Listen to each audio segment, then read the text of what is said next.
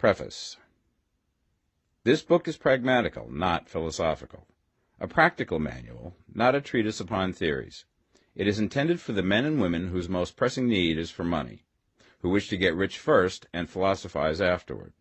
It is for those who have, so far, found neither the time, the means, nor the opportunity to go deeply into the study of metaphysics, but who want results and who are willing to take the conclusions of science as a basis for action, without going into all the processes by which those conclusions were reached.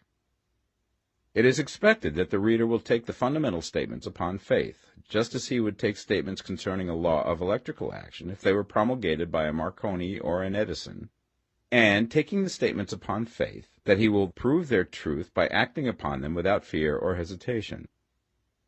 Every man or woman who does this will certainly get rich, for the science herein applied is an exact science, and failure is impossible. For the benefit, however, of those who wish to investigate philosophical theories and so secure a logical basis for faith, I will here cite certain authorities. The monistic theory of the universe, the theory that one is all and that all is one, that one substance manifests itself as the seeming many elements of the material world, is of Hindu origin and has been gradually winning its way into the thought of the Western world for 200 years. It is the foundation of all the Oriental philosophies, and of those of Descartes, Spinoza, Leibniz, Schopenhauer, Hegel, and Emerson. The reader who would dig to the philosophical foundations of this is advised to read Hegel and Emerson for himself.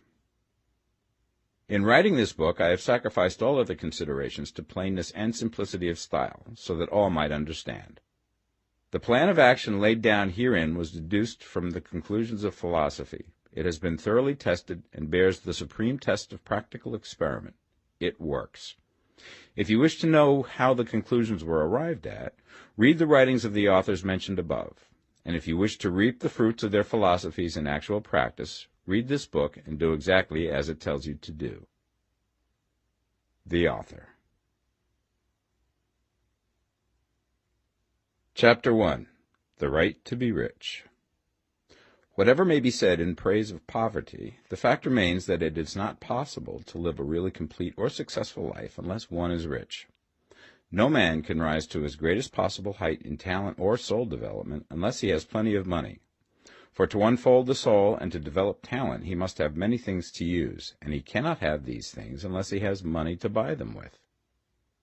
A man develops in mind, soul, and body by making use of these things, and society is so organized that man must have money in order to become the possessor of things. Therefore, the basis of all advancement for man must be the science of getting rich. The object of all life is development, and everything that lives has an inalienable right to all the development it is capable of attaining. Man's right to life means his right to have the free and unrestricted use of all things which may be necessary to his fullest mental, spiritual, and physical unfoldment, or, in other words, his right to be rich. I shall not speak of riches in a figurative way. To be really rich does not mean to be satisfied or contented with a little. No man ought to be satisfied with little if he is capable of using and enjoying more. The purpose of nature is the advancement and unfoldment of life, and every man should have all that can contribute to the power, elegance, beauty, and richness of life. To be content with less is sinful. The man who owns all he wants for the living of all the life he is capable of living is rich, and no man who has not plenty of money can have all he wants. Life has advanced so far and become so complex that even the most ordinary man or woman requires a great amount of wealth in order to live in a manner that even approaches completeness. Every person naturally wants to become all that they are capable of becoming. This desire to realize innate possibilities is inherent in human nature. We cannot help wanting to be all that we can be. Success in life is becoming what you want to be. You can become what you want to be only by making use of things, and you can have the free use of things only as you become rich enough to buy them. To understand the science of getting rich is therefore the most essential of all knowledge. There is nothing wrong in wanting to get rich. The desire for riches is really the desire for a richer, fuller, and more abundant life, and that desire is praiseworthy. The man who does not desire to live more abundantly is abnormal, and so the man who does not desire to have money enough to buy all he wants is abnormal. There are three motives for which we live. We live for the body, we live for the mind, we live for the soul. No one of these is better or holier than the other. All are alike desirable, and no one of the three, body, mind, or soul, can live fully if either of the others is cut short of full life and expression. It is not right or noble to live only for the soul and deny mind or body, and it is wrong to live for the intellect and deny body or soul. We are all acquainted with the loathsome consequences of living for the body and denying both mind and soul, and we see that real life means the complete expression of all that man can give forth through body, mind, and soul.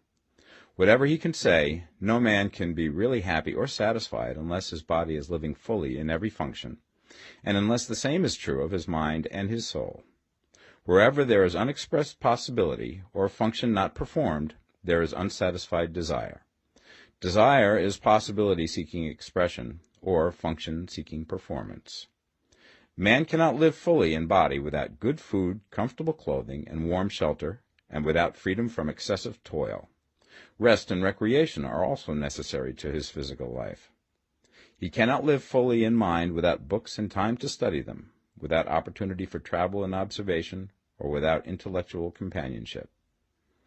To live fully in mind, he must have intellectual recreations, and must surround himself with all the objects of art and beauty he is capable of using and appreciating. To live fully in soul, man must have love, and love is denied expression by poverty.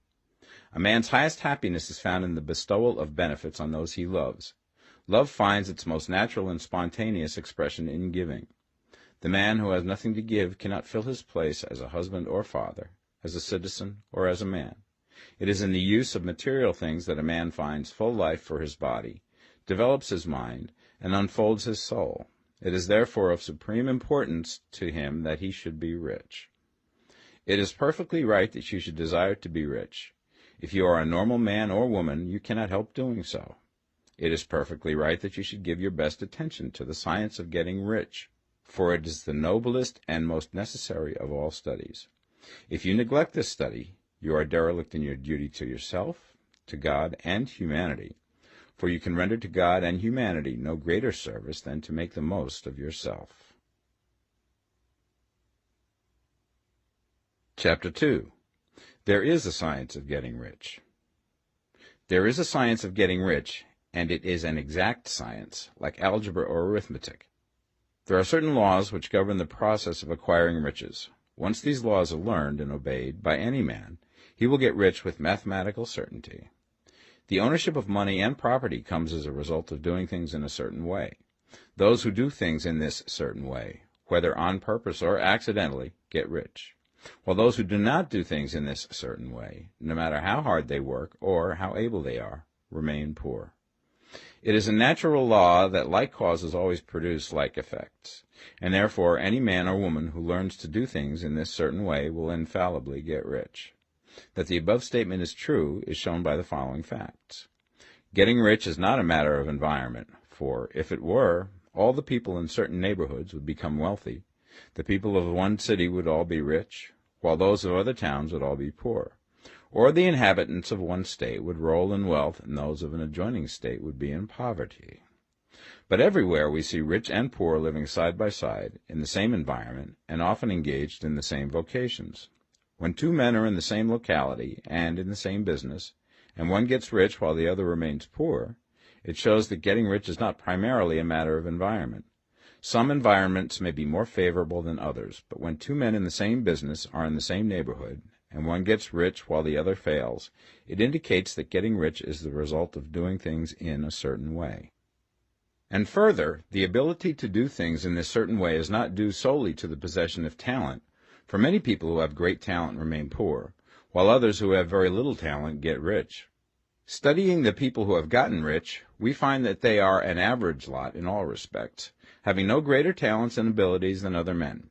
It is evident that they do not get rich because they possess talents and abilities that other men have not, but because they happen to do things in a certain way. Getting rich is not the result of saving or thrift. Many very penurious people are poor, while free spenders often get rich. Nor is getting rich due to doing things which others fail to do. For two men in the same business often do almost exactly the same things, and one gets rich while the other remains poor or becomes bankrupt. From all these things, we must come to the conclusion that getting rich is the result of doing things in a certain way. If getting rich is the result of doing things in a certain way, then any man or woman who can do things in that way can become rich, and the whole matter is brought within the domain of exact science. The question arises here whether this certain way may not be so difficult that only a few may follow it. This cannot be true, as we have seen, so far as natural ability is concerned. Talented people get rich, and blockheads get rich.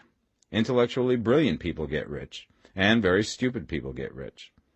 Physically strong people get rich, and weak and sickly people get rich. Some degree of ability to think and understand is, of course, essential. But insofar natural ability is concerned, any man or woman who has sense enough to read and understand these words can certainly get rich. Also, we have seen that it is not a matter of environment. Location counts for something.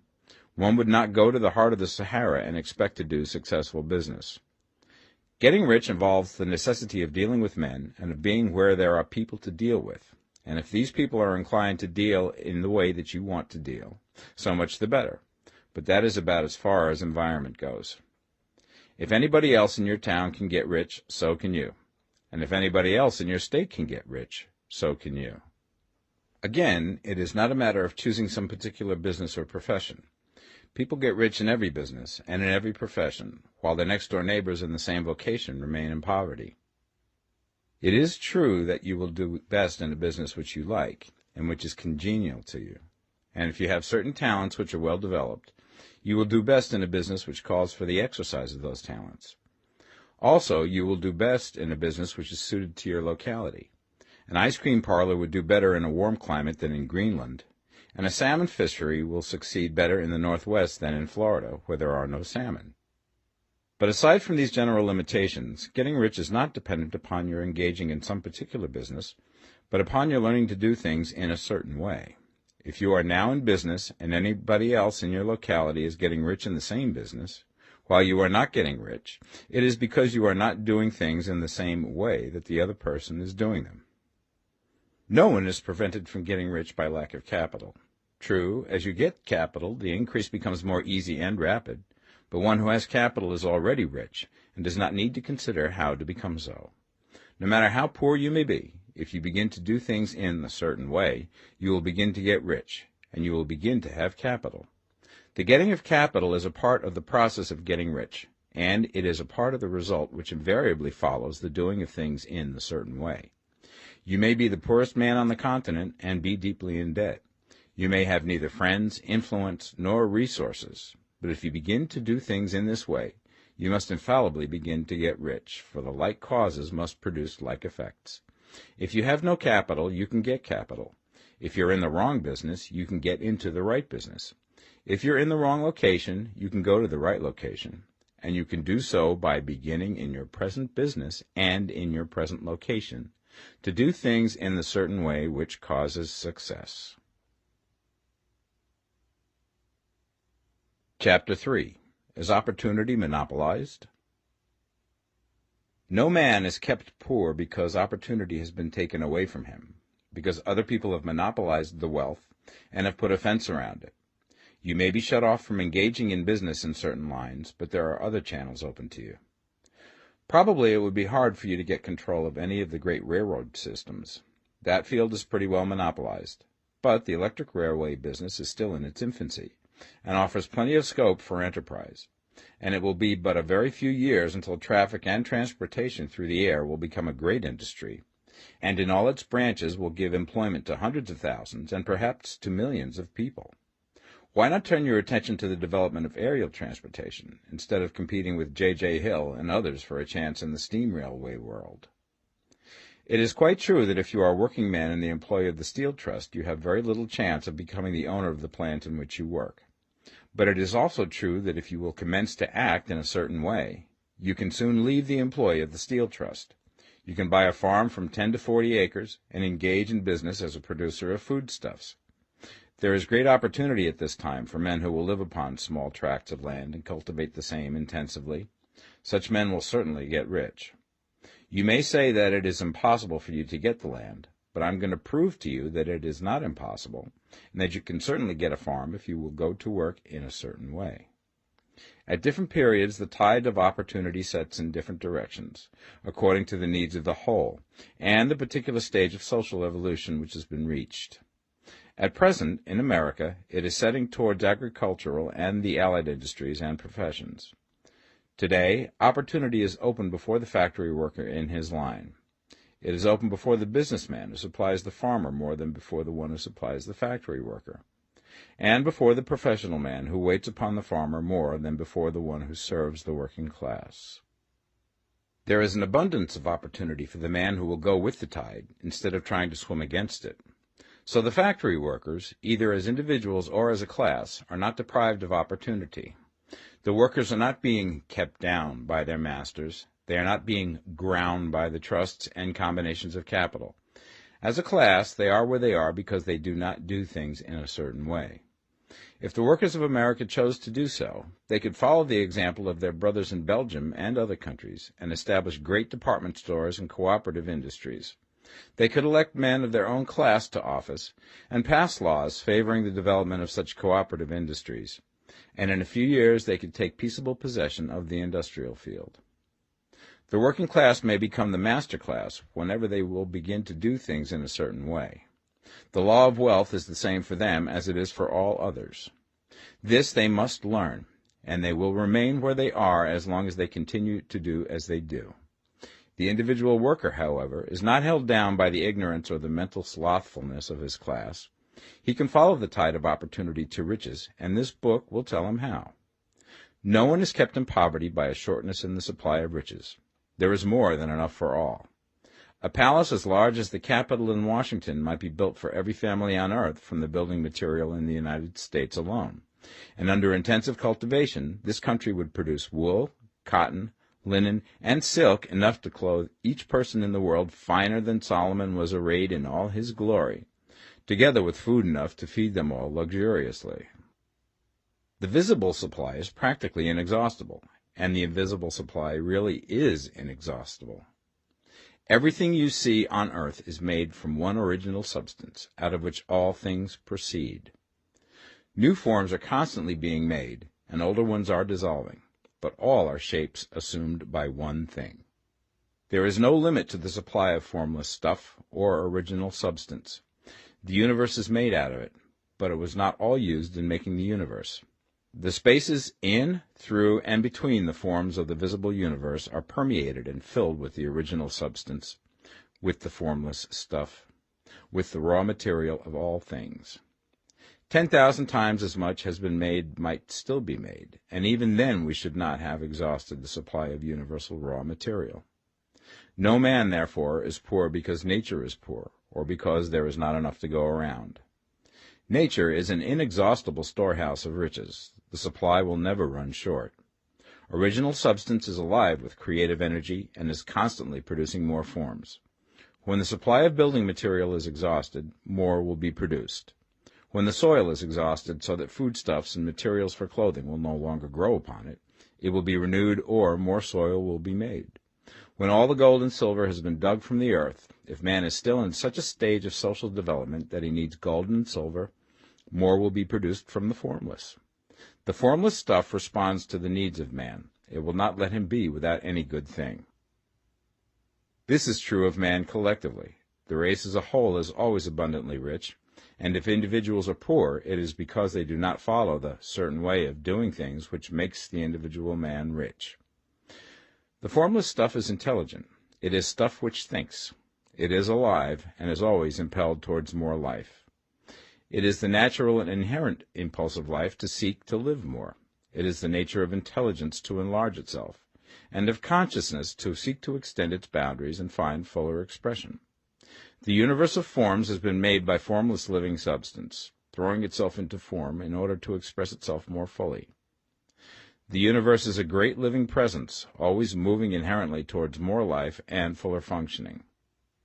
Nature is formed for the advancement of life. Its impelling motive is the increase of life. For this cause, everything which can possibly minister to life is bountifully provided.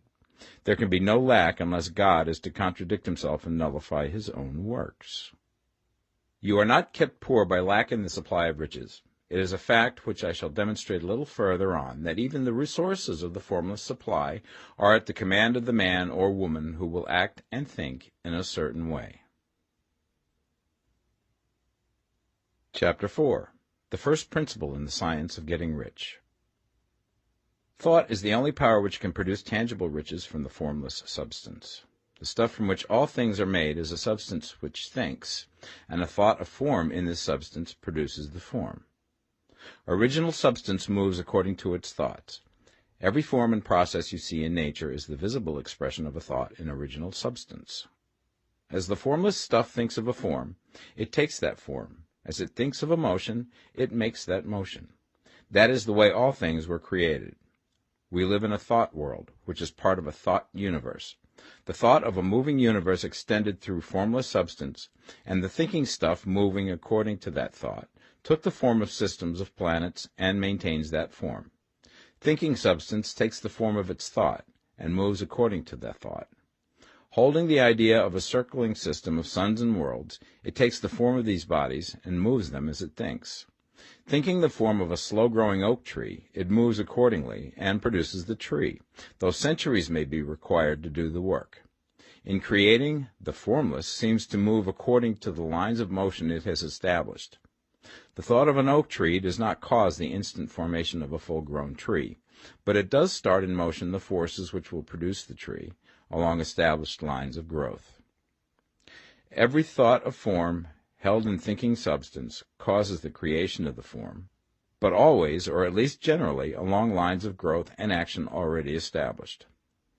The thought of a house of a certain construction, if it were impressed upon formless substance, might not cause the instant formation of the house, but it would cause the turning of creative energies already working in trade and commerce into such channels as to result in the speedy building of the house.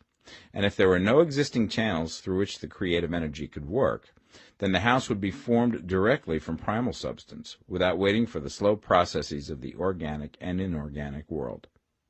No thought of form can be impressed upon original substance without causing the creation of the form. Man is a thinking center and can originate thought. All the forms that man fashions with his hands must first exist in his thought. He cannot shape a thing until he has thought that thing. And so far, man has confined his efforts wholly to the work of his hands. He has applied manual labor to the world of forms, seeking to change or modify those already existing. He has never thought of trying to cause the creation of new forms by impressing his thoughts upon formless substance. When man has a thought form, he takes material from the forms of nature and makes an image of the form which is in his mind. He has so far made little or no effort to cooperate with formless intelligence, to work with the Father. He has not dreamed that he can do what he seeth the Father doing. Man reshapes and modifies existing forms by manual labor. He has given no attention to the question whether he may not produce things from formless substance by communicating his thoughts to it. We propose to prove that he may do so, to prove that any man or woman may do so, and to show how. As our first step, we must lay down the three fundamental propositions. First, we assert that there is one original formless stuff, or substance, from which all things are made. All the seemingly many elements are but different presentations of one element. All the many forms found in organic and inorganic nature are but different shapes made from the same stuff. And this stuff is thinking stuff. A thought held in it produces the form of the thought. Thought, in thinking substance, produces shapes. Man is a thinking center, capable of original thought. If a man can communicate his thought to original thinking substance, he can cause the creation or formation of the thing he thinks about. To summarize this, there is the thinking stuff from which all things are made, and which, in its original state, permeates, penetrates, and fills the interspaces of the universe. A thought in this substance produces the thing that is imaged by the thought. Man can form things in his thought, and, by impressing his thought upon formless substance, can cause the thing he thinks about to be created. It may be asked if I can prove these statements, and without going into details, I answer that I can do so, both by logic and experience. Reasoning back from the phenomena of form and thought, I come to one original thinking substance. And reasoning forward from that thinking substance, I come to man's power to cause the formation of the thing he thinks about. And by experiment, I find the reasoning true. And this is my strongest proof. If one man who reads this book gets rich by doing what it tells him to do, that is evidence in support of my claim. But if every man who does what it tells him to do gets rich, that is proof positive until someone goes through the process and fails. The theory is true until the process fails, and this process will not fail. For every man who does exactly what this book tells him to do will get rich. I have said that men get rich by doing things in a certain way, and in order to do so, men must become able to think in a certain way. A man's way of doing things is the direct result of the way he thinks about things. To do things in a way that you want to do them, you will have to acquire the ability to think the way you want to think. This is the first step towards getting rich. To think what you want to think is to think truth, regardless of appearances. Every man has the natural and inherent power to think what he wants to think, but it requires far more effort to do so than it does to think the thoughts which are suggested by appearances. To think according to appearance is easy. To think truth regardless of appearances is laborious, and requires the expenditure of more power than any other work man is called upon to perform. There is no labor from which most people shrink as they do from that of sustained and consecutive thought. It is the hardest work in the world. This is especially true when truth is contrary to appearances. Every appearance in the visible world tends to produce a corresponding form in the mind which observes it, and this can only be prevented by holding the thought of the truth. To look upon the appearance of disease will produce the form of disease in your own mind and ultimately in your body, unless you hold the thought of the truth, which is that there is no disease. It is only an appearance, and the reality is health. To look upon the appearances of poverty will produce corresponding forms in your own mind, unless you hold to the truth that there is no poverty, there is only abundance. To think health when surrounded by the appearance of disease, or to think riches when in the midst of appearances of poverty, requires power, but he who acquires this power becomes a master mind. He can conquer fate. He can have what he wants. This power can only be acquired by getting hold of the basic fact which is behind all appearances, and that fact is that there is one thinking substance, from which and by which all things are made. Then we must grasp the truth that every thought held in this substance becomes a form, and that man can so impress his thoughts upon it as to cause them to take form and become visible things. When we realize this, we lose all doubt and fear, for we know that we can create what we want to create, and we can get what we want to have, and can become what we want to be. As a first step towards getting rich, you must believe the three fundamental statements given previously in this chapter, and in order to emphasize them, I repeat them here. There is a thinking stuff from which all things are made, and which, in its original state, permeates, penetrates, and fills the interspaces of the universe. A thought in this substance produces the thing that is imaged by the thought. Man can form things in his thought, and, by impressing his thought upon formless substance, can cause the thing he thinks about to be created. You must lay aside all other concepts of the universe than this monistic one, and you must dwell upon this until it is fixed in your mind and has become your habitual thought. Read these creed statements over and over again. Fix every word upon your memory, and meditate upon them until you firmly believe what they say. If a doubt comes to you, cast it aside as a sin. Do not listen to arguments against this idea. Do not go to churches or lectures where a contrary concept of things is taught or preached. Do not read magazines or books which teach a different idea. If you get mixed up in your faith, all your efforts will be in vain. Do not ask why these things are true, nor speculate as to how they can be true. Simply take them on trust. The science of getting rich begins with the absolute acceptance of this faith. Chapter 5. Increasing Life. You must get rid of the last vestige of the old idea that there is a deity whose will it is that you should be poor, or whose purposes may be served by keeping you in poverty. The intelligent substance which is all, and in all, which lives in all and lives in you, is a consciously living substance. Being a consciously living substance, it must have the nature and inherent desire of every living intelligence for increase of life. Every living thing must continually seek for the enlargement of its life, because life, in the mere act of living, must increase itself. A seed, dropped into the ground, springs into activity, and in the act of living produces 100 more seeds. Life, by living, multiplies itself. It is forever becoming more. It must do so if it continues to be at all. Intelligence is under the same necessity for continuous increase. Every thought we think makes it necessary for us to think another thought. Consciousness is continually expanding. Every fact we learn leads us to the learning of another fact. Knowledge is continually increasing. Every talent we cultivate brings to the mind the desire to cultivate another talent. We are subject to the urge of life, seeking expression, which ever drives us on to know more, to do more, and to be more. In order to know more, do more, and be more, we must have more. We must have things to use, for we learn and do and become only by using things. We must get rich so that we can live more. The desire for riches is simply the capacity for larger life seeking fulfillment. Every desire is the effort of an unexpressed possibility to come into action. It is power seeking to manifest which causes desire. That which makes you want more money is the same as that which makes the plant grow. It is life, seeking fuller expression. The one living substance must be subject to this inherent law of all life. It is permeated with the desire to live more. That is why it is under the necessity of creating things.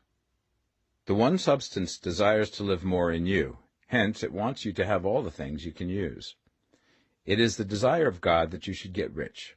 He wants you to get rich because he can express himself better through you if you have plenty of things to use in giving him expression. He can live more in you if you have unlimited command of the means of life. The universe desires you to have everything you want to have. Nature is friendly to your plans. Everything is naturally for you. Make up your mind that this is true. It is essential, however, that your purpose should harmonize with the purpose that is in all. You must want real life, not mere pleasure of sensual gratification. Life is the performance of function, and the individual really lives only when he performs every function, physical, mental, and spiritual, of which he is capable, without excess in any. You do not want to get rich in order to live swinishly, for the gratification of animal desires. That is not life. But the performance of every physical function is a part of life, and no one lives completely who denies the impulses of the body a normal and healthful expression. You do not want to get rich solely to enjoy mental pleasures, to get knowledge, to gratify ambition, to outshine others, to be famous. All these are a legitimate part of life, but the man who lives for the pleasures of the intellect alone will only have a partial life, and he will never be satisfied with his lot. You do not want to get rich solely for the good of others, to lose yourself for the salvation of mankind, to experience the joys of philanthropy and sacrifice. The joys of the soul are only a part of life, and they are no better or nobler than any other part. You want to get rich in order that you may eat, drink, and be merry when it is time to do these things, in order that you may surround yourself with beautiful things, see distant lands, feed your mind, and develop your intellect, in order that you may love men and do kind things, and be able to play a good part in helping the world to find truth. But remember that extreme altruism is no better and no nobler than extreme selfishness. Both are mistakes. Get rid of the idea that God wants you to sacrifice yourself for others, and that you can secure his favor by doing so. God requires nothing of the kind. What he wants is that you should make the most of yourself, for yourself and for others, and you can help others more by making the most of yourself than in any other way. You can make the most of yourself only by getting rich, so it is right and praiseworthy that you should give your first and best thought to the work of acquiring wealth. Remember, however, that the desire of substance is for all, and its movements must be for more life to all. It cannot be made to work for less life to any, because it is equally in all, seeking riches and life. Intelligent substance will make things for you, but it will not take things away from someone else and give them to you. You must get rid of the thought of competition. You are to create, not to compete for what is already created. You do not have to take anything away from anyone. You do not have to drive sharp bargains. You do not have to cheat or to take advantage. You do not need to let any man work for you for less than he earns. You do not have to covet the property of others or to look at it with wishful eyes. No man has anything of which you cannot have the like, and that without taking what he has away from him. You are to become a creator, not a competitor. You are going to get what you want, but in such a way that when you get it, every other man will have more than he has now.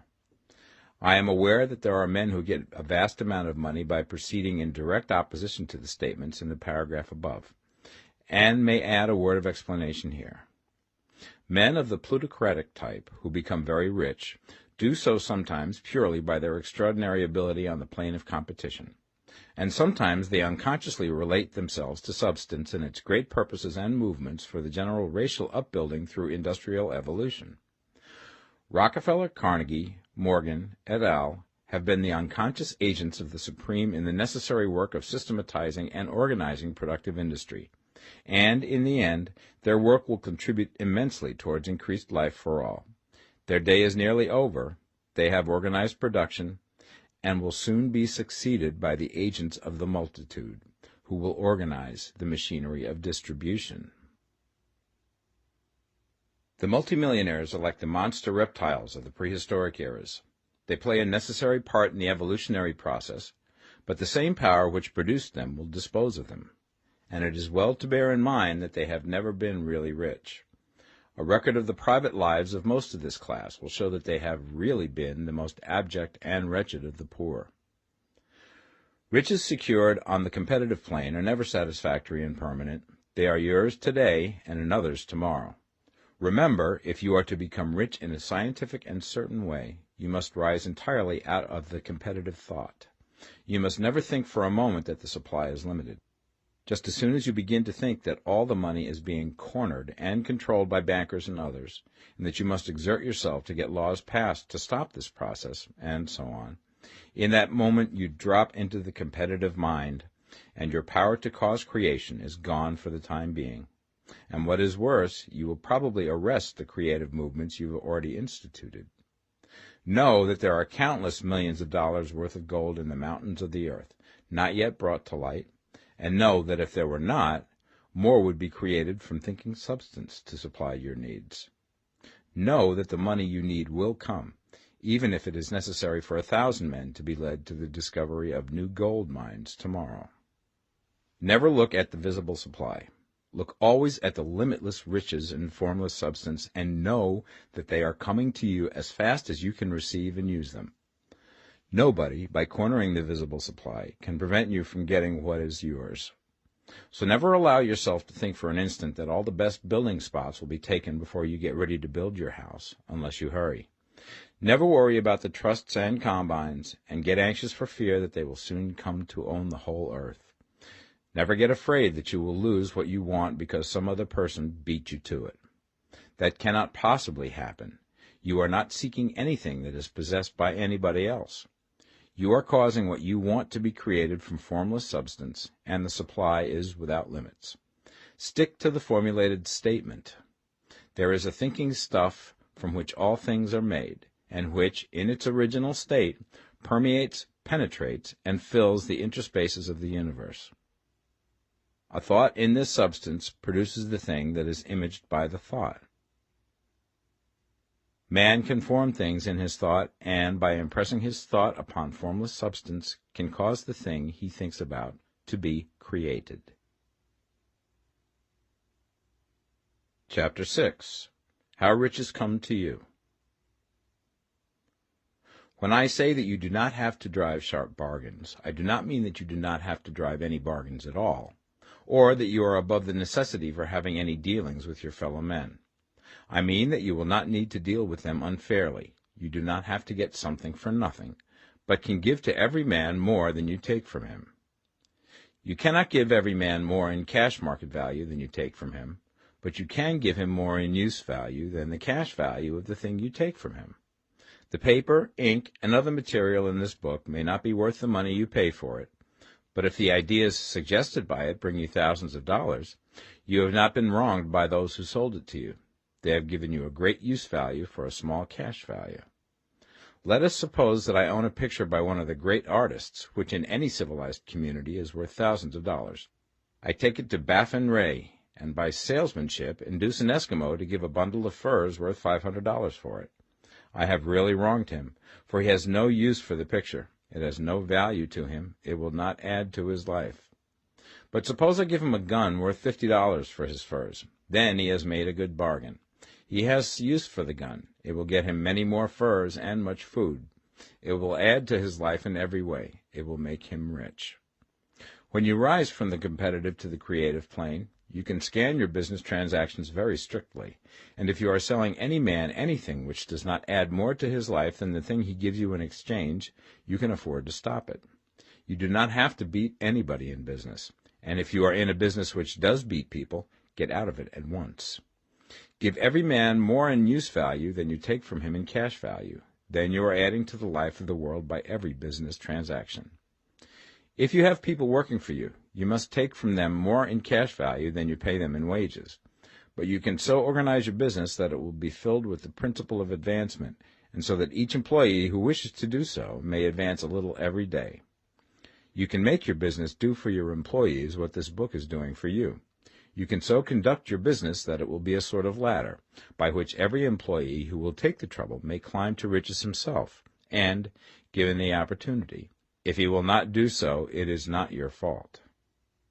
And finally, because you are to cause the creation of your riches from formless substance which permeates all your environment, it does not follow that they are to take shape from the atmosphere and come into being before your eyes.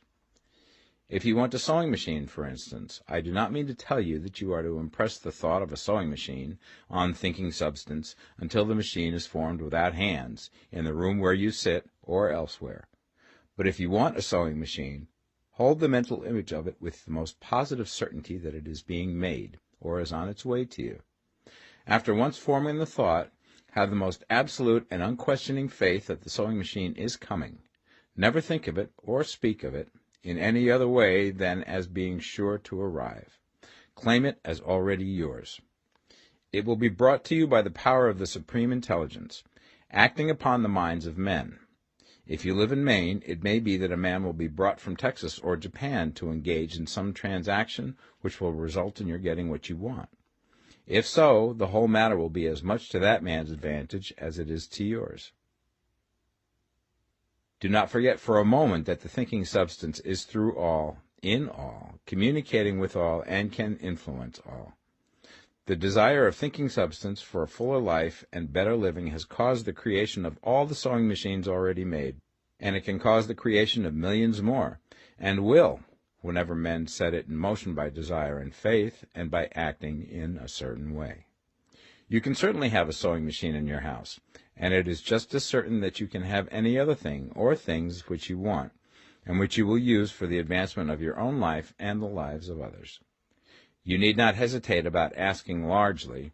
It is your Father's pleasure to give you the kingdom, said Jesus. Original substance wants to live all that is possible in you, and wants you to have all that you can or will use for the living of the most abundant life. If you fix upon your consciousness the fact that the desire you feel for the possession of riches is one with the desire of omnipotence for more complete expression, your faith becomes invincible. Once I saw a little boy sitting at a piano, and vainly tried to bring harmony out of the keys, and I saw that he was grieved and provoked by his inability to play real music. I asked him the cause of his vexation, and he answered, "I can feel the music in me, but I can't make my hands go right." The music in him was the urge of original substance, containing all the possibilities of all life. All that there is of music was seeking expression through the child. God, the one substance, is trying to live and do and enjoy things through humanity. He is saying, I want hands to build wonderful structures, to play divine harmonies, to paint glorious pictures. I want feet to run my errands, eyes to see my beauties, tongues to tell mighty truths and to sing marvelous songs, and so on. All that there is of possibility is seeking expression through men. God wants those who can play music to have pianos and every other instrument, and to have the means to cultivate their talents to the fullest extent. He wants those who can appreciate beauty to be able to surround themselves with beautiful things. He wants those who can discern truth to have every opportunity to travel and observe. He wants those who can appreciate dress to be beautifully clothed, and those who can appreciate good food to be luxuriously fed. He wants all these things because it is himself that enjoys and appreciates them. It is God who wants to play and sing and enjoy beauty and proclaim truth and wear fine clothes and eat good food. It is God that worketh in you to will and to do, said Paul. The desire you feel for riches is the infinite, seeking to express himself in you as he sought to find expression in the little boy at the piano. So you need not hesitate to ask largely. Your part is to focalize and express the desire to God. This is a difficult point with most people. They retain some of the old idea that poverty and self-sacrifice are pleasing to God. They look upon poverty as a part of the plan, a necessity of nature. They have the idea that God has finished his work and made all that he can make, and that the majority of men must stay poor because there is not enough to go around. They hold to so much of this erroneous thought that they feel ashamed to ask for wealth. They try not to want more than a very modest competence, just enough to make them fairly comfortable. I recall now the case of one student who was told that he must get in mind a clear picture of the things he desired, so that the creative thought of them might be impressed upon formless substance. He was a very poor man, living in a rented house, and having only what he earned from day to day, and he could not grasp the fact that all wealth was his. So, after thinking the matter over, he decided that he might reasonably ask for a new rug for the floor of his best room, and an anthracite coal stove to heat the house during the cold weather. Following the instructions given in this book, he obtained these things in a few months, and then it dawned upon him that he had not asked enough. He went through the house in which he lived, and planned all the improvements he would like to make in it. He mentally added a bay window here and a room there, until it was complete in his mind as an ideal home, and then he planned its furnishings. Holding the whole picture in his mind, he began living in the certain way, and moving towards what he wanted, and he now owns the house, and is rebuilding it after the form of his mental image. And now, with still larger faith, he is going to get greater things. It has been unto him according to his faith, and it is so with you and with all of us. Chapter 7. Gratitude. The illustrations given in the last chapter will have conveyed the fact that the first step towards getting rich is to convey the idea of your wants to the formless substance. This is true, and you will see that in order to do so, it becomes necessary to relate yourself to the formless intelligence in a harmonious way. To secure this harmonious relation is a matter of such primary and vital importance that I shall give some space to its discussion here, and give you instructions which, if you will follow them, will be certain to bring you into perfect unity of mind with God. The whole process of mental adjustment and atonement can be summed up in one word: gratitude. First, you believe that there is one intelligent substance from which all things proceed.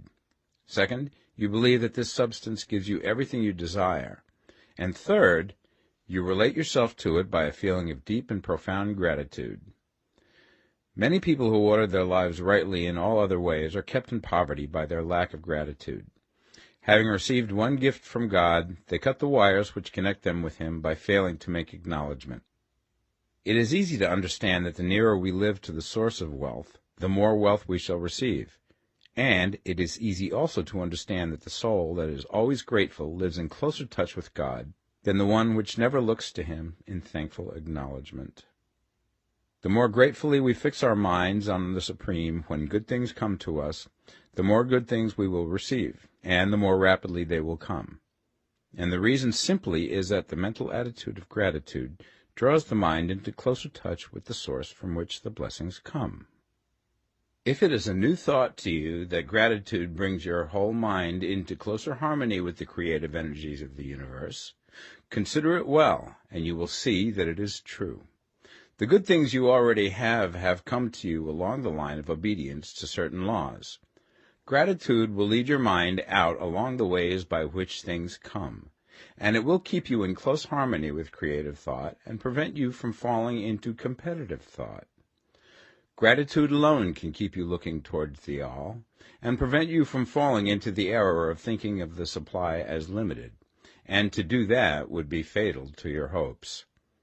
There is a law of gratitude, and it is absolutely necessary that you should observe the law if you are to get the results you seek. The law of gratitude is the natural principle that action and reaction are always equal, and in opposite directions. The grateful outreaching of your mind in thankful praise to the Supreme is a liberation or expenditure of force.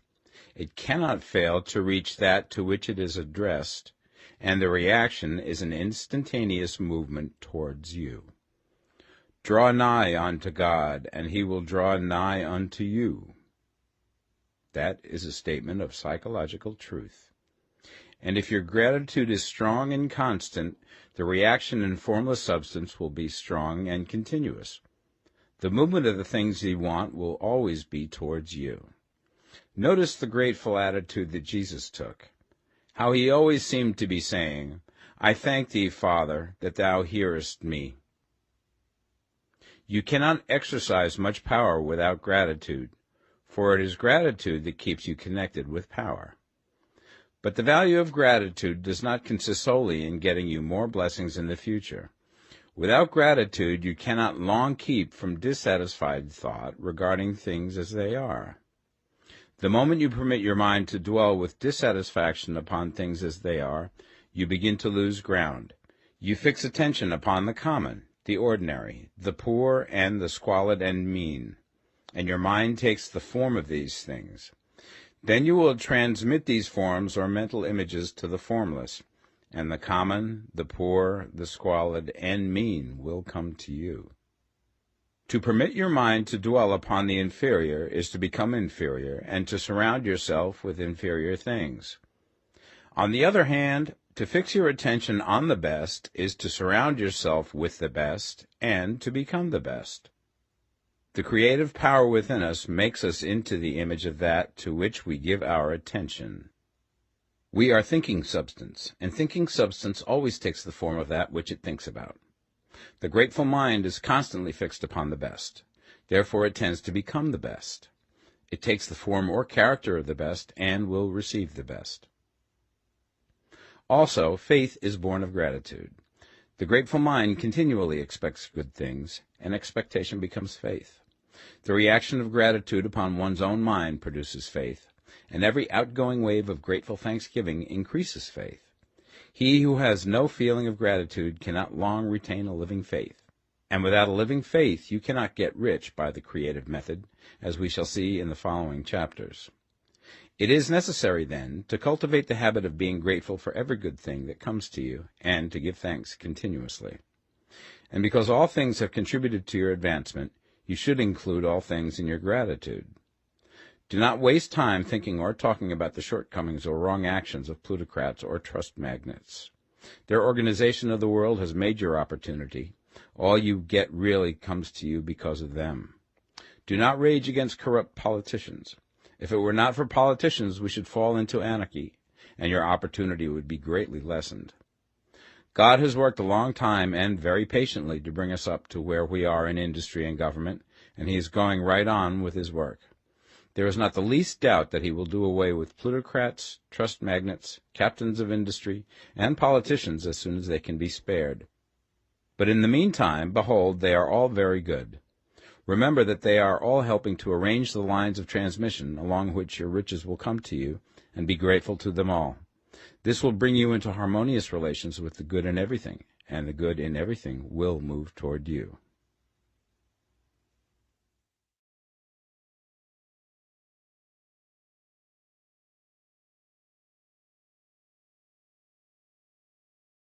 The Science of Getting Rich, Part 2.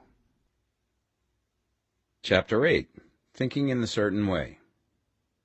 You must form a clear and definite mental picture of what you want. You cannot transmit an idea unless you have it yourself.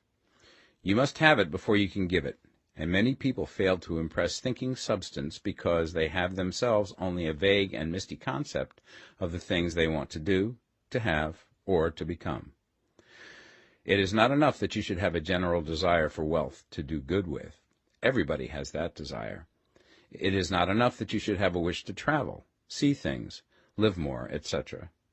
Everybody has those desires also. If you were going to send a wireless message to a friend, you would not send the letters of the alphabet in their order and let him construct the message for himself, nor would you take words at random from the dictionary. You would send a coherent sentence, one which meant something. When you try to impress your wants upon substance, remember that it must be done by a coherent statement. You must know what you want and be definite. You can never get rich or start the creative power into action by sending out unformed longings and vague desires. Go over your desires just as the man I have described went over his house. See just what you want and get a clear mental picture of it as you wish it to look when you get it. That clear mental picture you must have continually in mind, as the sailor has in mind the port towards which he is sailing the ship. You must keep your face towards it all the time. You must no more lose sight of it than the steersman loses sight of the compass. It is not necessary to take exercises in concentration, nor to set apart special times for prayer and affirmation, nor to go into the silence, nor to do occult stunts of any kind. There things are well enough, but all you need is to know what you want, and to want it badly enough so that it will stay in your thoughts. Spend as much of your leisure time as you can in contemplating your picture, but no one needs to take exercises to concentrate his mind on a thing which he really wants. It is the things you do not really care about which require effort to fix your attention upon them. And unless you really want to get rich, so that the desire is strong enough to hold your thoughts directly to the purpose, as the magnetic pole holds the needle of the compass, it will hardly be worthwhile for you to try to carry out the instructions given in this book. The methods herein set forth are for people whose desire for riches is strong enough to overcome mental laziness and the love of ease, and make them work. The more clear and definite you make your pictures then, and the more you dwell upon it, bringing out all of its delightful details, the stronger your desire will be, and the stronger your desire, the easier it will be to hold your mind fixed upon the picture of what you want. Something more is necessary, however, than merely to see the picture clearly. If that is all you do, you are only a dreamer, and will have little or no power for accomplishment. Behind your clear vision must be the purpose to realize it, to bring it out in tangible expression. And behind this purpose must be an invincible and unwavering faith that the thing is already yours, that it is at hand, and you have only to take possession of it. Live in the new house mentally until it takes form around you physically. In the mental realm, enter at once into full enjoyment of the things you want. Whatsoever things ye ask for when ye pray, believe that ye receive them, and ye shall have them, said Jesus. See the things you want as if they were actually around you all the time. See yourself as owning and using them. Make use of them in imagination, just as you will use them when they are your tangible possessions. Dwell upon your mental picture until it is clear and distinct, and then take the mental attitude of ownership towards everything in that picture. Take possession of it in mind, in the full faith that it is actually yours. Hold to this mental ownership. Do not waver for an instant in the faith that it is real. And remember what was said in the preceding chapter about gratitude. Be as thankful for it all the time as you expect to be when it has taken form. The man who can sincerely thank God for the things which as yet he owns only in imagination has real faith. He will get rich. He will cause the creation of whatsoever he wants. You do not need to pray repeatedly for things you want. It is not necessary to tell God about it every day. Use not vain repetitions as the heathens do, said Jesus to his pupils. For your Father knoweth that ye have need of these things before ye ask him.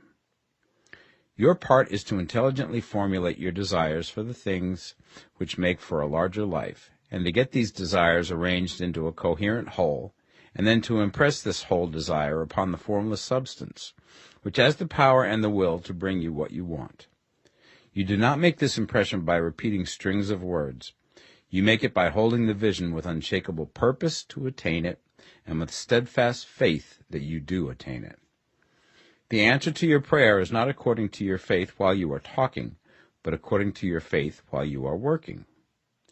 You cannot impress the mind of God by having a special Sabbath day set apart to tell him what you want, and then forgetting him during the rest of the week. You cannot impress him by having special hours to go into your closet and pray, if you then dismiss the matter from your mind until the hour of prayer comes again. Oral prayer is well enough, and has its effect, especially upon yourself, in clarifying your vision and strengthening your faith. But it is not your oral petitions which get you what you want.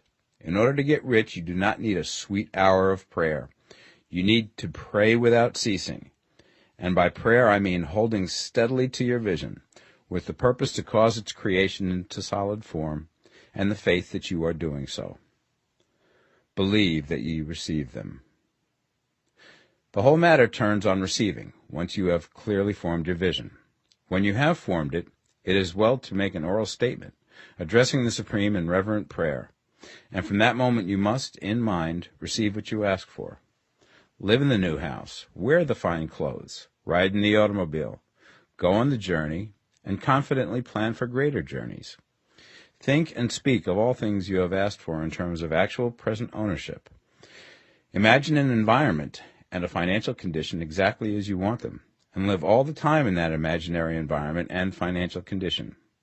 Mind, however, that you do not do this as a mere dreamer and castle builder. Hold to the faith that the imaginary is being realized, and to the purpose to realize it. Remember that it is faith and purpose in the use of imagination which makes the difference between the scientist and the dreamer. And having learned this fact, it is here that you must learn the proper use of the will.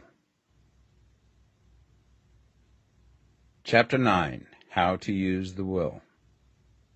To set about getting rich in a scientific way, you do not try to apply your willpower to anything outside of yourself. You have no right to do so anyway. It is wrong to apply your will to other men and women in order to get them to do what you wish done. It is as flagrantly wrong to coerce people by mental power as it is to coerce them by physical power. If compelling people by physical force to do things for you reduces them to slavery, compelling them by mental means accomplishes exactly the same thing. The only difference is in methods. If taking things from people by physical force is robbery, then taking things by mental force is robbery also. There is no difference in principle. You have no right to use your willpower upon another person, even for his own good, for you do not know what is for his good. The science of getting rich does not require you to apply power or force to any other person in any way whatsoever. There is not the slightest necessity for doing so. Indeed, any attempt to use your will upon others will only tend to defeat your purpose. You do not need to apply your will to things in order to compel them to come to you. That would simply be trying to coerce God, and would be foolish and useless, as well as irreverent. You do not have to compel God to give you good things, any more than you have to use your willpower to make the sun rise. You do not have to use your willpower to conquer an unfriendly deity, or to make stubborn and rebellious forces do your bidding. Substance is friendly to you, and is more anxious to give you what you want than you are to get it. To get rich, you need only to use your willpower upon yourself. When you know what to think and do, then you must use your will to compel yourself to think and do the right things. That is the legitimate use of the will in getting what you want, to use it in holding yourself to the right course. Use your will to keep yourself thinking and acting in the certain way. Do not try to project your will or thoughts or your mind out into space to act on things or people. Keep your mind at home. It can accomplish more there than elsewhere. Use your mind to form a mental image of what you want and to hold that vision with faith and purpose, and use your will to keep your mind working in the right way. The more steady and continuous your faith and purpose, the more rapidly you will get rich, because you will make only positive impressions upon substance, and you will not neutralize or offset them by negative impressions. The picture of your desires, held with faith and purpose, is taken up by the formless, and permeates it to great distances throughout the universe, for all I know. As this impression spreads, all things are set moving towards its realizations. Every living thing, every inanimate thing, and the things yet uncreated are stirred towards bringing into being that which you want. All forces begin to be exerted in that direction. All things begin to move towards you. The minds of people everywhere are influenced towards doing the things necessary to the fulfilling of your desires, and they work for you unconsciously. But you can check all this by starting a negative impression in the formless substance. Doubt or unbelief is as certain to start a movement away from you as faith and purpose are to start one toward you. It is by not understanding this that most people who try to make use of mental science in getting rich make their failure. Every hour and moment you spend in giving heeds to doubts and fears. Every hour you spend in worry, every hour in which your soul is possessed by unbelief, sets a current away from you in the whole domain of intelligent substance. All the promises are unto them that believe, and unto them only. Notice how insistent Jesus was upon this point of belief, and now you know the reason why. Since belief is all important, it behooves you to guard your thoughts, and as your beliefs will be shaped to a very great extent by the things you observe and think about, it is important that you should command your attention. And here the will comes into use, for it is by your will that you determine upon what things your attention shall be fixed. If you want to become rich, you must not make a study of poverty. Things are not brought into being by thinking about their opposites. Health is never to be attained by studying disease and thinking about disease. Righteousness is not to be promoted by studying sin and thinking about sin. And no one ever got rich by studying poverty and thinking about poverty. Medicine as a science of disease has increased disease. Religion as a science of sin has promoted sin. And economics as a study of poverty will fill the world with wretchedness and want. Do not talk about poverty. Do not investigate it or concern yourself with it. Never mind what its causes are. You have nothing to do with them. What concerns you is the cure. Do not spend your time in charitable work or charity movements. All charity only tends to perpetuate the wretchedness it aims to eradicate. I do not say that you should be hard-hearted or unkind and refuse to hear the cry of need, but you must not try to eradicate poverty in any of the conventional ways. Put poverty behind you, and put all that pertains to it behind you, and make good. Get rich. That is the best way you can help the poor. And you cannot hold the mental image which is to make you rich if you fill your mind with pictures of poverty. Do not read books or papers which give circumstantial accounts of the wretchedness of the tenement dwellers, of the horrors of child labor, and so on. Do not read anything which fills your mind with gloomy images of want and suffering. You cannot help the poor in the least by knowing about these things, and the widespread knowledge of them does not tend at all to do away with poverty.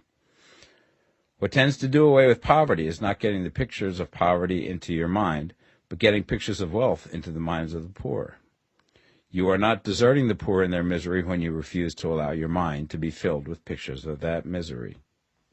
Poverty can be done away with, not by increasing the number of well-to-do people who think about poverty, but by increasing the number of poor people who purpose with faith to get rich. The poor do not need charity, they need inspiration. Charity only sends them a loaf of bread to keep them alive in their wretchedness, or give them an entertainment to make them forget for an hour or two.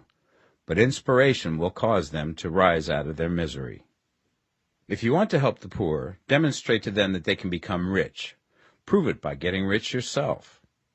The only way in which poverty will ever be banished from this world is by getting a large and constantly increasing number of people to practice the teachings of this book. People must be taught to become rich by creation, not by competition.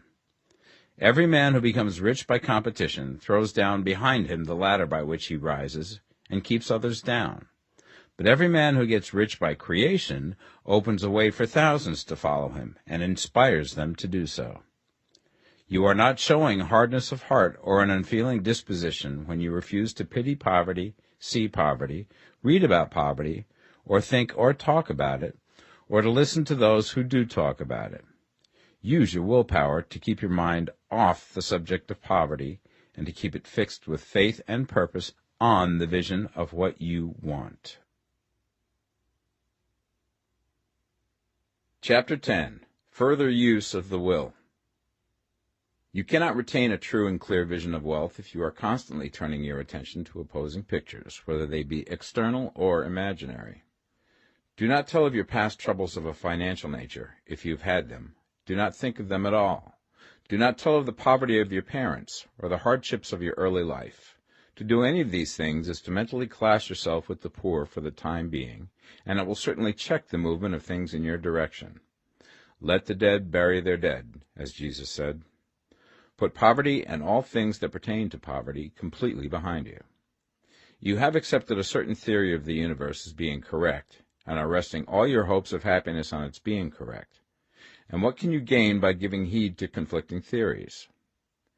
Do not read religious books which tell you that the world is soon coming to an end, and do not read the writing of muckrakers and pessimistic philosophers who tell you that it is going to the devil. The world is not going to the devil. It is going to God. It is wonderful becoming. True, there may be a good many things in existing conditions which are disagreeable, but what is the use of studying them when they are certainly passing away, and when the study of them only tends to check their passing and keep them with us? Why give time and attention to things which are being removed by evolutionary growth, when you can hasten their removal only by promoting the evolutionary growth as far as your part of it goes? No matter how horrible and seeming may be the conditions in certain countries, sections, or places, you waste your time and destroy your own chances by considering them. You should interest yourself in the world's becoming rich. Think of the riches in the world is coming to, instead of the poverty it is growing out of. And bear in mind that the only way in which you can assist the world in growing rich is by growing rich yourself through creative method, not the competitive one. Give your attention wholly to riches. Ignore poverty. Whenever you think or speak of those who are poor, think and speak of them as those who are becoming rich, as those who are to be congratulated rather than pitied. Then they and others will catch the inspiration and begin to search for the way out. Because I say that you are to give your whole time and mind and thought to riches, it does not follow that you are to be sordid or mean. To become really rich is the noblest aim you can have in life, for it includes everything else. On the competitive plane, the struggle to get rich is a godless scramble for power over other men. But when we come into the creative mind, all this is changed. All that is possible in the way of greatness and soul unfoldment, of service and lofty endeavor, comes by way of getting rich. All is made possible by the use of things. If you lack for physical health, you will find that the attainment of it is conditional on you getting rich. Only those who are emancipated from financial worry, and who have the means to live a carefree existence and follow hygienic practices, can have and retain health. Moral and spiritual greatness is possible only to those who are above the competitive battle for existence. And only those who are becoming rich on the plane of creative thought are free from the degrading influences of competition. If your heart is set on domestic happiness, remember that love flourishes best when there is refinement, a high level of thought, and freedom from corrupting influences. And these are to be found only where riches are attained by the exercise of creative thought, without strife or rivalry. You can aim at nothing so great or noble, I repeat, as to become rich, and you must fix your attention upon your mental picture of riches, to the exclusion of all that may tend to dim or obscure the vision. You must learn to see the underlying truth in all things. You must see beneath all seemingly wrong conditions the great one life, ever moving forward towards fuller expression and more complete happiness. It is the truth that there is no such thing as poverty, that there is only wealth. Some people remain in poverty because they are ignorant of the fact that there is wealth for them, and these can best be taught by showing them the way to affluence in your own person and practice. Others are poor because, while they feel that there is a way out, they are too intellectually indolent to put forth the mental effort necessary to find that way and by travel it. Others still are poor because, while they have some notion of science, they have become so swamped and lost in the maze of metaphysical and occult theories that they do not know which road to take. They try a mixture of many systems and fail in all. For these, again, the very best thing to do is to show the right way in your own person and practice. An ounce of doing things is worth a pound of theorizing. The very best thing you can do for the whole world is to make the most of yourself. You can serve God and man in no more effective way than by getting rich. That is, if you get rich by the creative method and not by the competitive one. Another thing. We assert that this book gives in detail the principles of the science of getting rich, and if that is true, you do not need to read any other book upon the subject. This may sound narrow and egotistical, but consider. There is no more scientific method of computation in mathematics than by addition, subtraction, multiplication, and division. No other method is possible. There can be but one shortest distance between 2 points. There is only one way to think scientifically, and that is to think in the way that leads by the most direct and simple route to the goal. No man has yet formulated a briefer or a less complex system than the one set forth herein. It has been stripped of all non-essentials. When you commence on this, lay all others aside. Put them out of your mind altogether. Read this book every day. Keep it with you. Commit it to memory, and do not think about other systems and theories. If you do, you will begin to have doubts, and to be uncertain and wavering in your thought, and then you will begin to make failures. After you have made good and become rich, you may study other systems as much as you please. But until you are quite sure that you have gained what you want, do not read anything on this line but this book, unless it be the authors mentioned in the preface. And read only the most optimistic comments on the world's news, those in harmony with your picture. Also, postpone your investigations into the occult. Do not dabble in theosophy, spiritualism, or kindred studies. It is very likely that the dead still live and are near, but if they are, let them alone. Mind your own business. Wherever the spirits of the dead may be, they have their own work to do and their own problems to solve, and we have no right to interfere with them. We cannot help them, and it is very doubtful whether they can help us, or whether we have any right to trespass upon their time if they can. Let the dead and the hereafter alone, and solve your own problem. Get rich. If you begin to mix with the occult, you will start mental cross-currents which will surely bring your hopes to shipwreck. Now, this and the preceding chapters have brought us to the following statement of basic facts. There is a thinking stuff from which all things are made, and which, in its original state, permeates, penetrates, and fills the interspaces of the universe. A thought in this substance produces the thing that is imaged by the thought. Man can form things in his thought, and, by impressing his thought upon formless substance, can cause the thing he thinks about to be created. In order to do this, man must pass from the competitive to the creative mind. He must form a clear mental picture of the things he wants, and hold this picture in his thoughts with the fixed purpose to get what he wants, and the unwavering faith that he does get what he wants, closing his mind against all that may tend to shake his purpose, dim his vision, or quench his faith. And in addition to all this, we shall now see that he must live and act in a certain way. Chapter 11. Acting in the Certain Way. Thought is the creative power, or the impelling force which causes the creative power to act. Thinking in a certain way will bring riches to you, but you must not rely upon thought alone, paying no attention to personal action. That is the rock upon which many otherwise scientific metaphysical thinkers meet shipwreck, the failure to connect thought with personal action.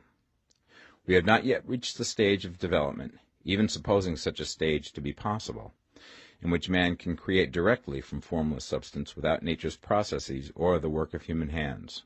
Man must not only think, but his personal action must supplement his thought. By thought you can cause the gold in the hearts of the mountains to be impelled towards you, but it will not mine itself, refine itself, coin itself into double eagles, and come rolling along the roads seeking its way into your pocket. Under the impelling power of the Supreme Spirit, men's affairs will be so ordered that someone will be led to mine the gold for you. Other men's business transactions will be so directed that the gold will be brought toward you, and you must so arrange your own business affairs that you may be able to receive it when it comes to you.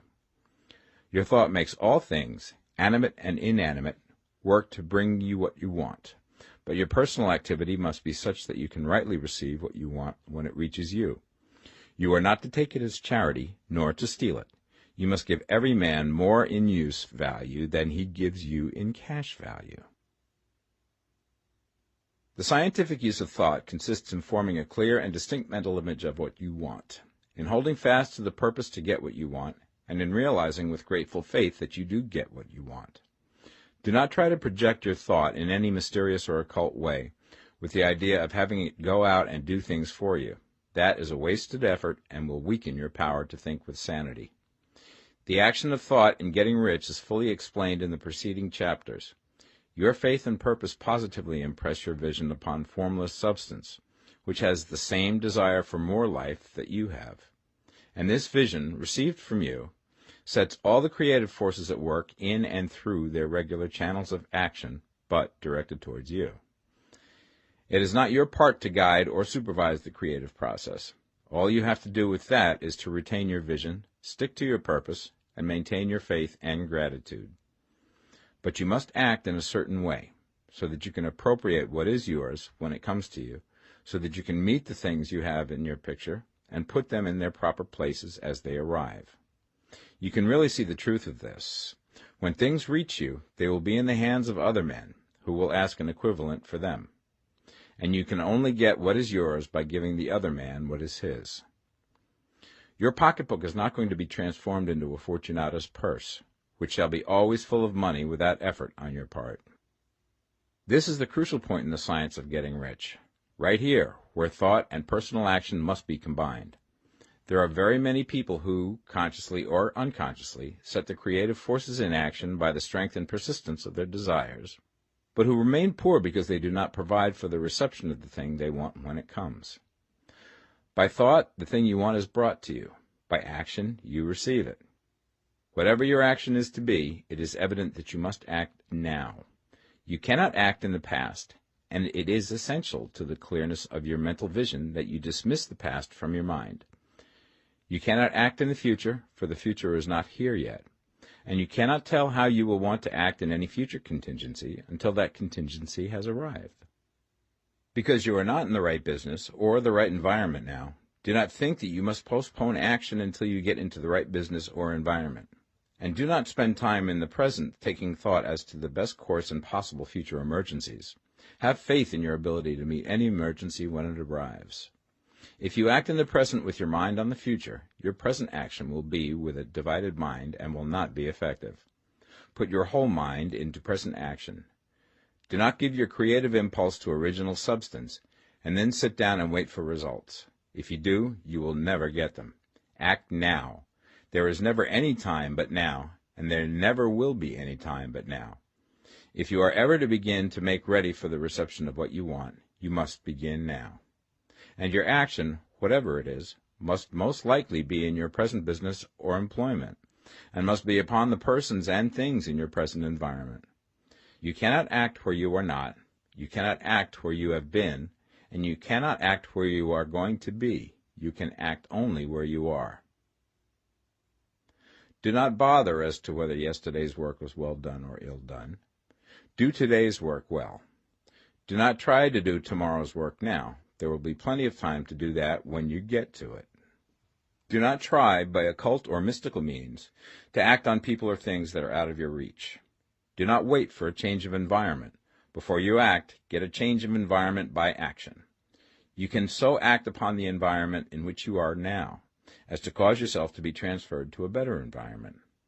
Hold with faith and purpose the vision of yourself in the better environment, but act upon your present environment with all your heart and with all your strength and with all your mind. Do not spend any time in daydreaming or castle building. Hold to the one vision of what you want and act now.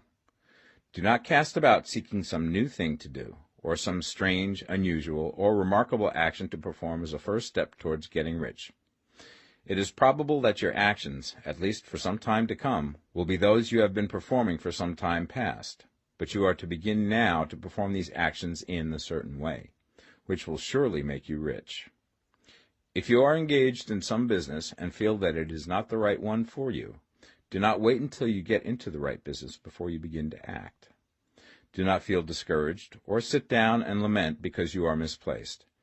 No man was ever so misplaced that he could not find the right place, and no man ever became so involved in the wrong business but that he could get into the right business. Hold the vision of yourself in the right business, with the purpose to get into it, and the faith that you will get into it, and are getting into it, but act in your present business. Use your present business as the means of getting a better one, and use your present environment as the means of getting into a better one. Your vision of the right business, if held with faith and purpose, will cause the Supreme to move the right business towards you, and your action, if performed in a certain way, will cause you to move towards the business. If you are an employee or wage earner and feel that you must change places in order to get what you want, do not project your thought into space and rely upon it to get you another job. It will probably fail to do so. Hold the vision of yourself in the job you want, while you act with faith and purpose on the job you have, and you will certainly get the job you want. Your vision and faith will set the creative force in motion to bring it toward you, and your action will cause the forces in your own environment to move you toward the place you want. In closing this chapter, we will add another statement to our syllabus.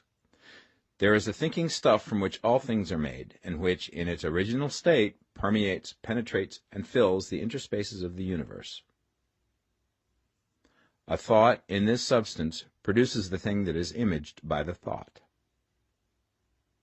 Man can form things in his thought, and, by impressing his thought upon formless substance, can cause the thing he thinks about to be created.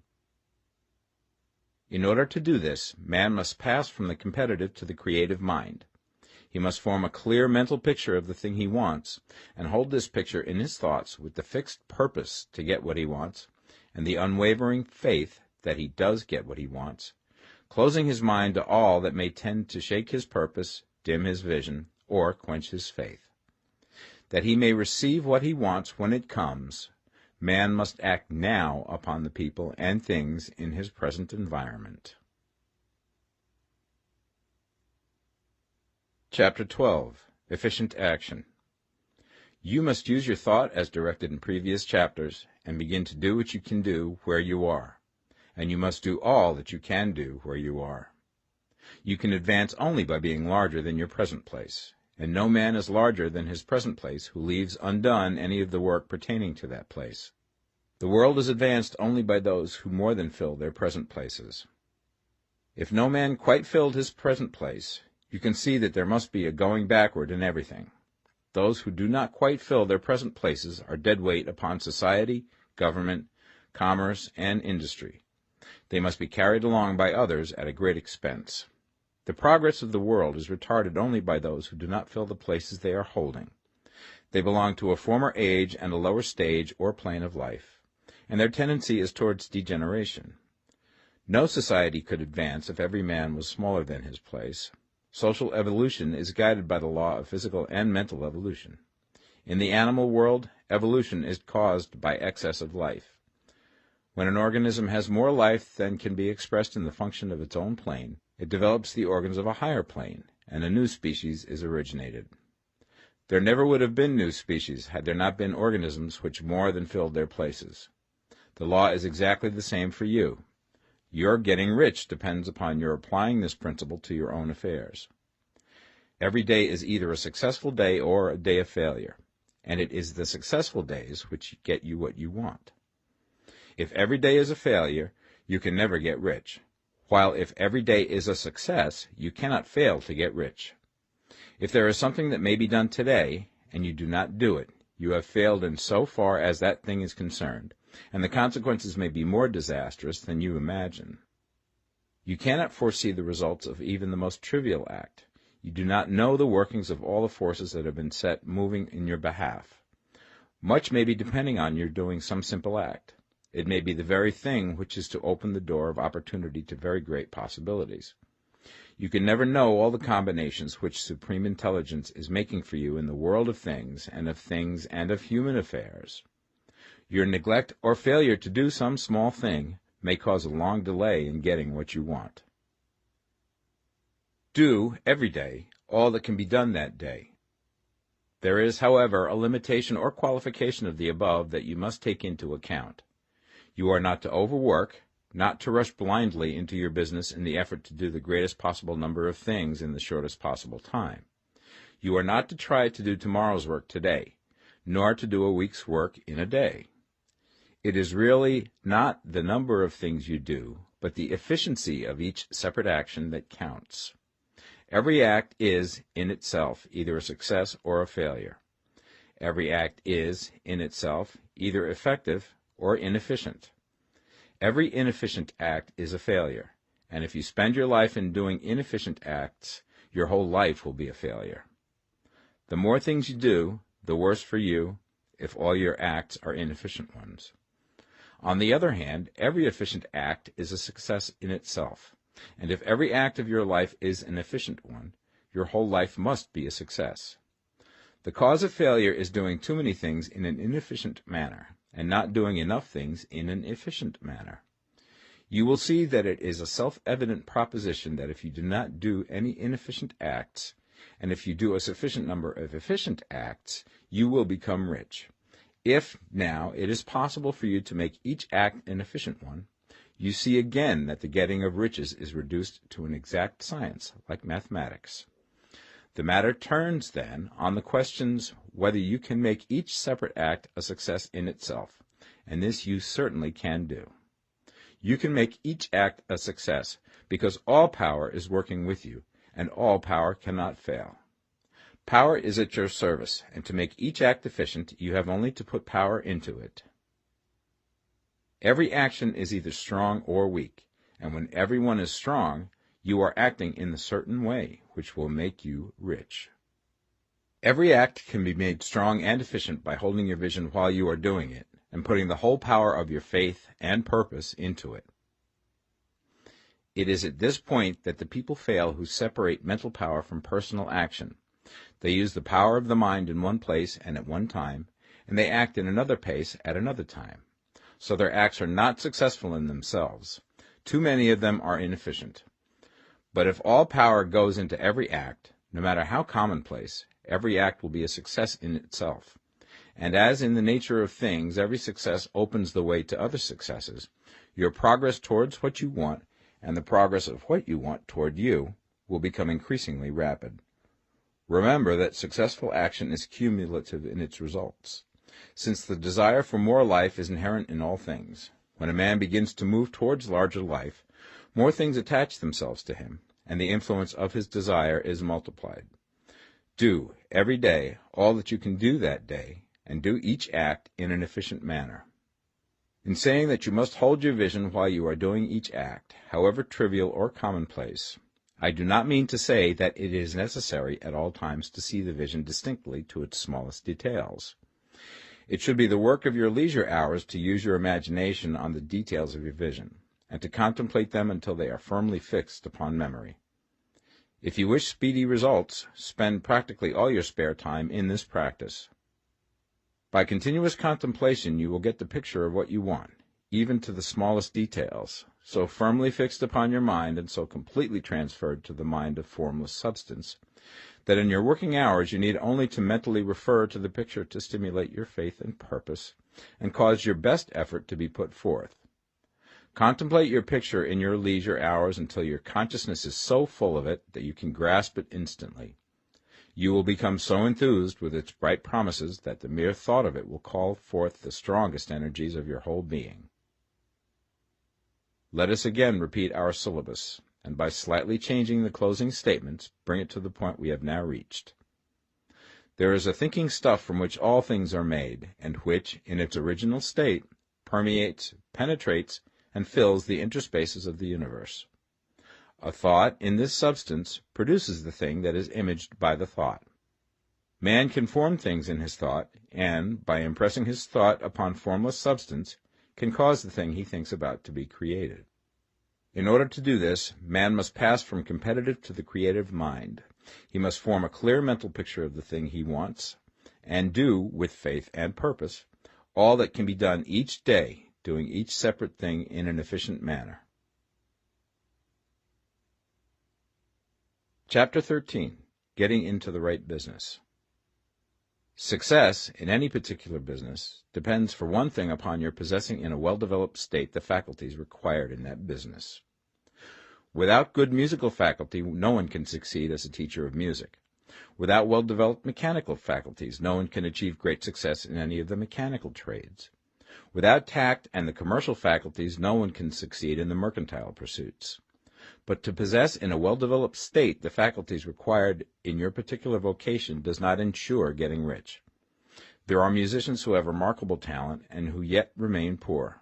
There are blacksmiths, carpenters, and so on who have excellent mechanical ability, but who do not get rich. And there are merchants with good faculties for dealing with men who nevertheless fail. The different faculties are tools. It is essential to have good tools, but it is also essential that the tools should be used in the right way. One man can take a sharp saw, a square, a good plane, and so on, and build a handsome article of furniture. Another man can take the same tools and set to work to duplicate the article, but his production will be a botch. He does not know how to use good tools in a successful way. The various faculties of your mind are the tools with which you must do the work which is to make you rich. It will be easier for you to succeed if you get into a business for which you are well equipped with mental tools.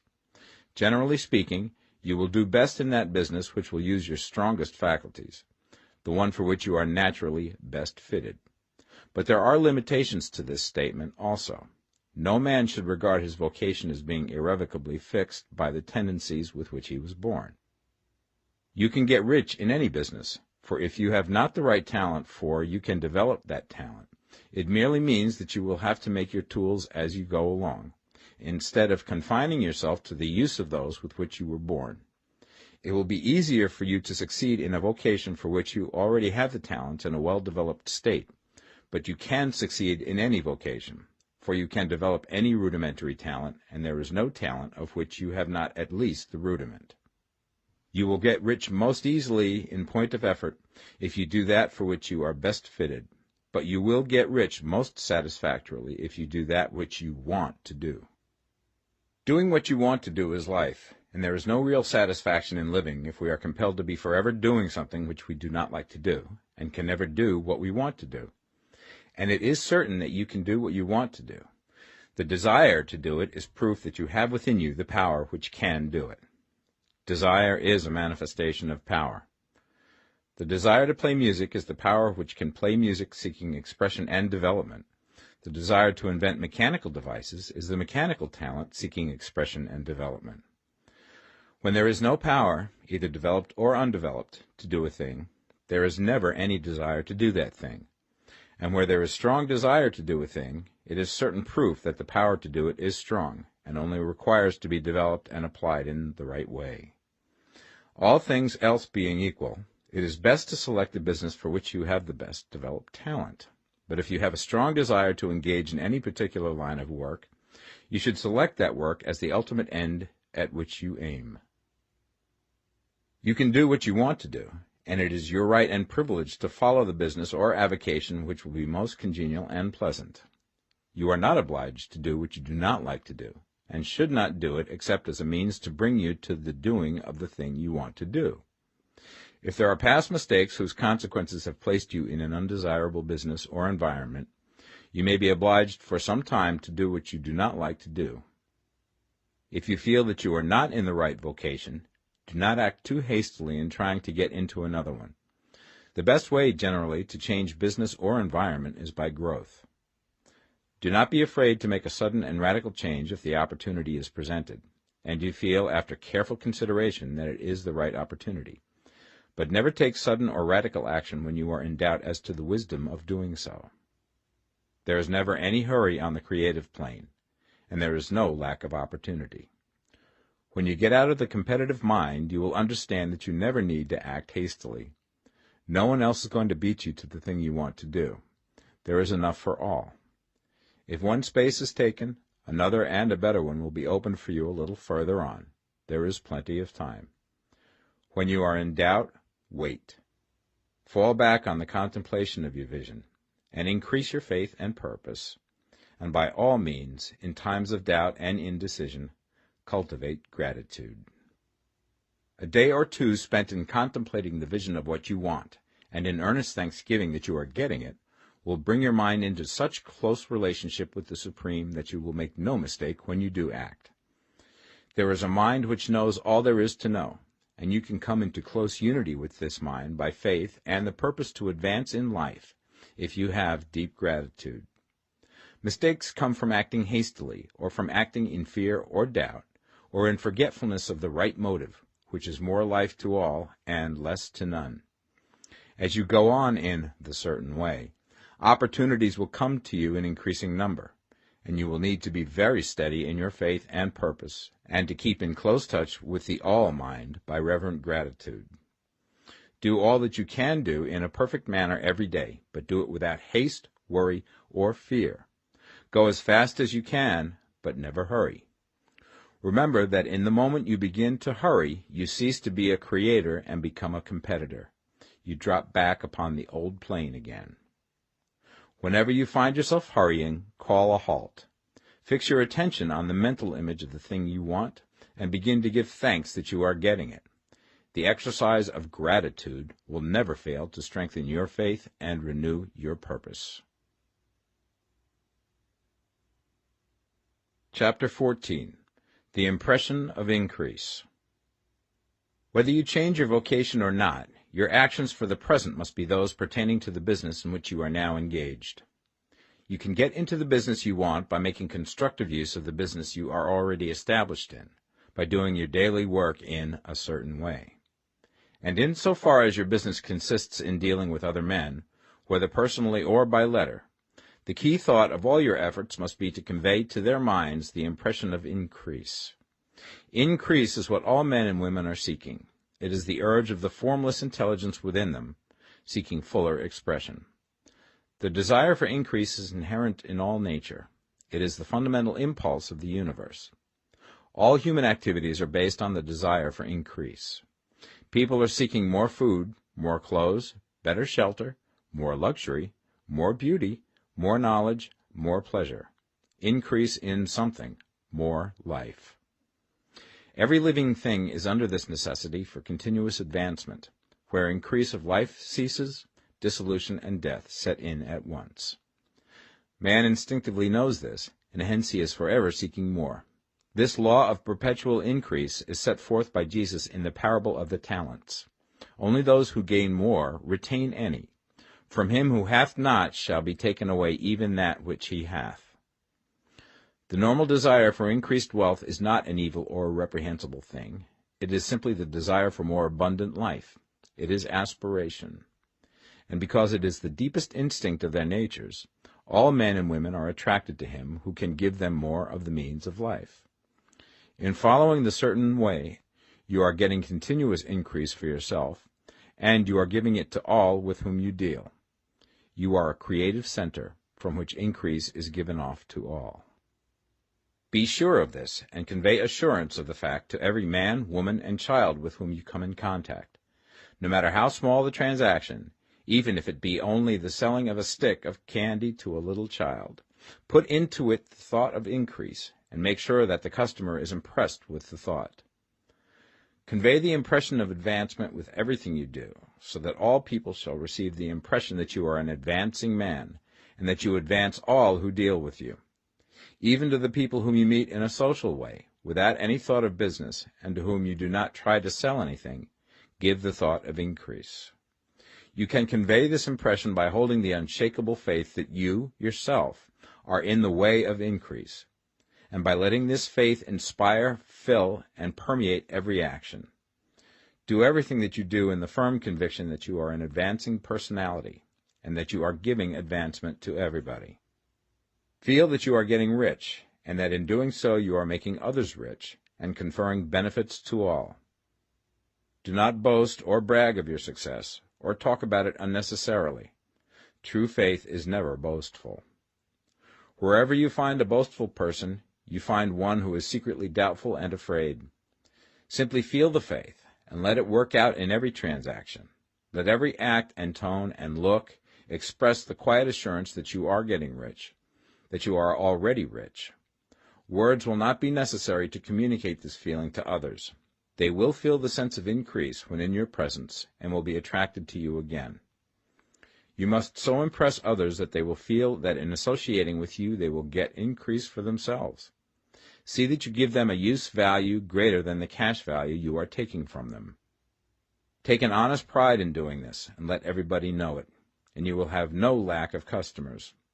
People will go where they are given increase, and the Supreme, which desires increase in all, and which knows all, will move towards you men and women who have never heard of you. Your business will increase rapidly, and you will be surprised at the unexpected benefits which will come to you. You will be able from day to day to make larger combinations, secure greater advantages, and to go on into a more congenial vocation if you desire to do so. You must never lose sight of your vision of what you want, or your faith and purpose to get what you want. Let me here give you another word of caution in regards to motives. Beware of the insidious temptation to seek for power over other men. Nothing is so pleasant to the unformed or partially developed mind as the exercise of power or dominion over others. The desire to rule for selfish gratification has been the curse of the world. For countless ages, kings and lords have drenched the earth with blood in their battles to extend their dominions, this not to seek more life for all, but to get more power for themselves. Today, the main motive in the business and industrial world is the same. Men marshal their armies of dollars and lay waste the lives and hearts of millions in the same mad scramble for power over others. Commercial kings, like political kings, are inspired by the lust for power. Jesus saw in this desire for mastery the moving impulse of that evil world he sought to overthrow. Read the 23rd chapter of Matthew and see how he pictures the lust of the Pharisees to be called master, to sit in the high places, to domineer over others, and to lay burdens on the backs of the less fortunate. And note how he compares this lust for dominion with the brotherly seeking for the common good to which he calls his disciples. Look out for the temptation to seek for authority, to become a master, to be considered as one who is above the common herd, to impress others by lavish display, and so on. The mind that seeks for mastery over others is the competitive mind, and the competitive mind is not the creative one. In order to master your environment and your destiny, it is not at all necessary that you should rule over your fellow men, and, indeed, when you fall into the world's struggle for the high places, you begin to be conquered by fate and environment, and your getting rich becomes a matter of chance and speculation. Beware the competitive mind. No better statement of the principle of creative action can be formulated than the favorite declaration of the late Golden Rule Jones of Toledo. What I want for myself, I want for everybody. Chapter 15. The Advancing Man. What I have said in the last chapter applies as well to the professional man and the wage earner as to the man who is engaged in mercantile business. No matter whether you are a physician, a teacher, or a clergyman, if you can give increase of life to others and make them sensible of the fact, they will be attracted to you and you will get rich. The physician who holds the vision of himself as a great and successful healer, and who works towards the complete realization of that vision with faith and purpose, as described in former chapters, will come into such close touch with the source of life that he will be phenomenally successful. Patients will come to him in throngs. No one has a greater opportunity to carry into effect the teaching of this book than the practitioner of medicine. It does not matter to which of the various schools he may belong, for the principle of healing is common to all of them, and may be reached by all alike. The advancing man in medicine, who holds to a clear mental image of himself as successful, and who obeys the laws of faith, purpose, and gratitude, will cure every curable disease he undertakes, no matter what remedies he may use. In the field of religion, the world cries out for the clergyman who can teach his hearers the true science of abundant life. He who masters the details of the science of getting rich, together with the allied sciences of being well, of being great, and of winning love, and who teaches these details from the pulpit, will never lack for a congregation. This is the gospel that the world needs. It will give increase of life, and men will hear it gladly, and will give liberal support to the man who brings it to them. What is now needed is a demonstration of the science of life from the pulpit. We want preachers who can not only tell us how, but who, in their own persons, will show us how. We need the preacher who will himself be rich, healthy, great, and beloved, to teach us how to attain to these things, and when he comes he will find a numerous and loyal following. The same is true of the teacher who can inspire the children with the faith and purpose of the advancing life. He will never be out of a job. And any teacher who has this faith and purpose can give it to his pupils. He cannot help giving it to them if it is part of his own life and practice. What is true of the teacher, preacher, and physician is true of the lawyer, dentist, real estate man, insurance agent, of everybody. The combined mental and personal action I have described is infallible. It cannot fail. Every man and woman who follows these instructions steadily, perseveringly, and to the letter, will get rich. The law of the increase of life is as mathematically certain in its operation as the law of gravitation. Getting rich is an exact science. The wage earner will find this as true of his case as of any others mentioned. Do not feel that you have no chance to get rich because you are working where there is no visible opportunity for advancement, for wages are small and the cost of living high. Form your clear mental vision of what you want and begin to act with faith and purpose. Do the work that you can do every day and do each piece of work in a perfectly successful manner. Put the power of success and the purpose to get rich into everything that you do.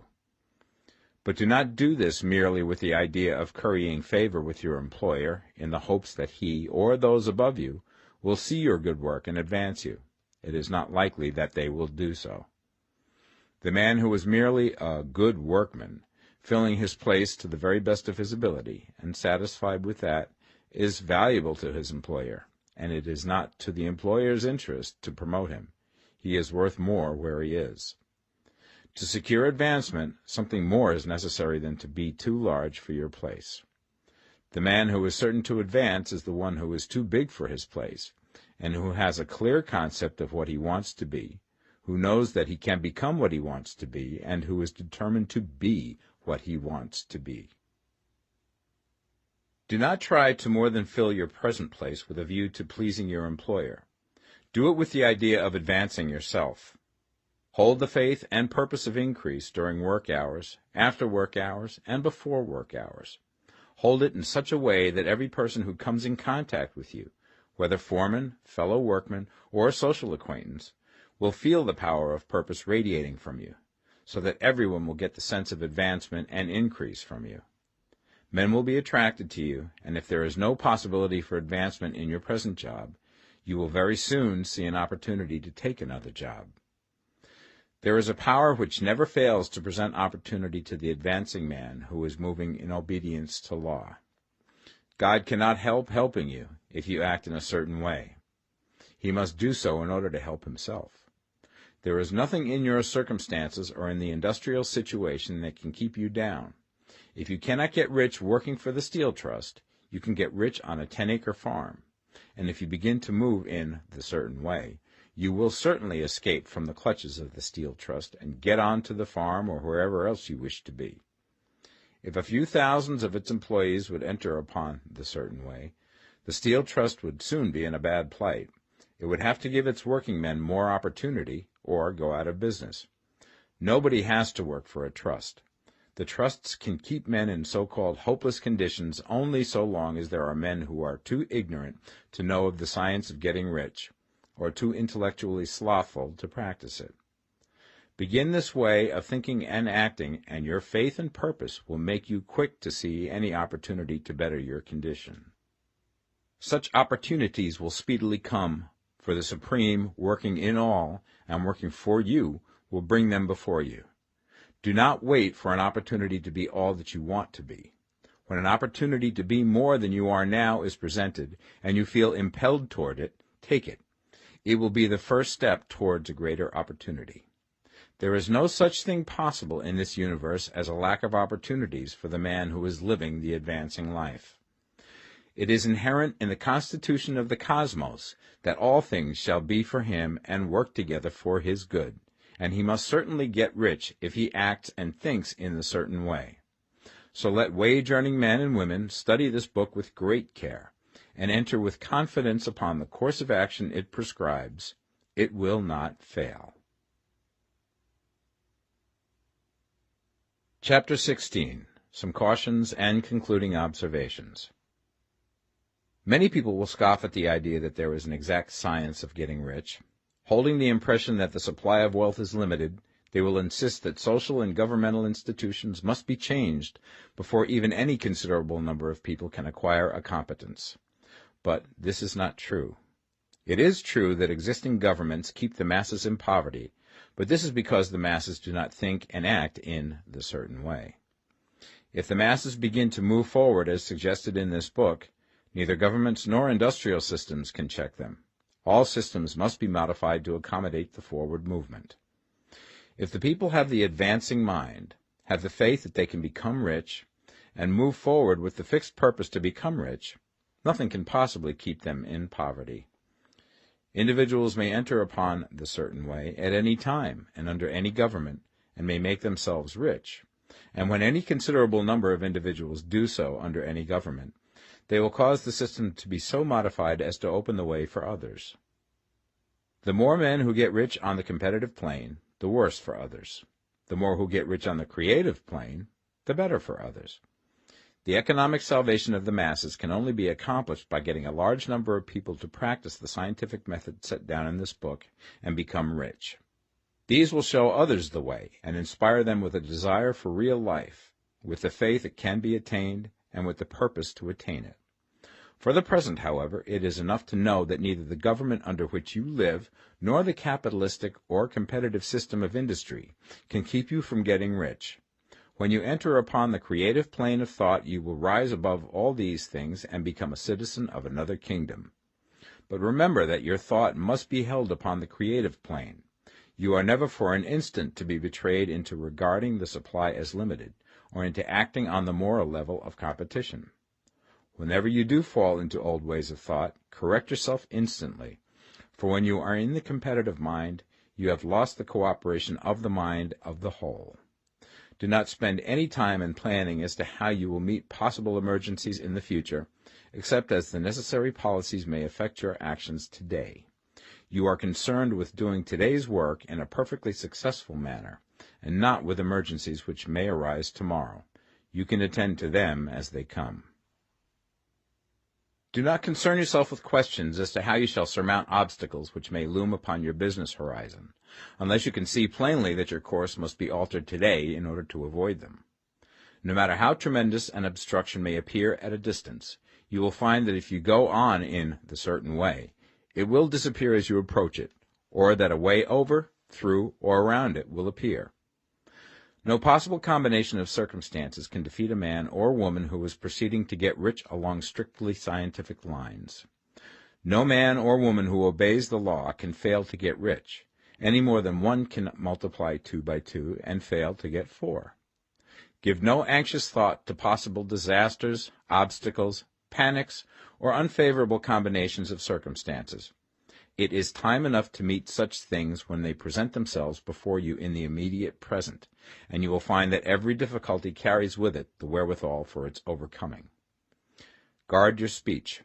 Never speak of yourself, your affairs, or of anything else in a discouraged or discouraging way.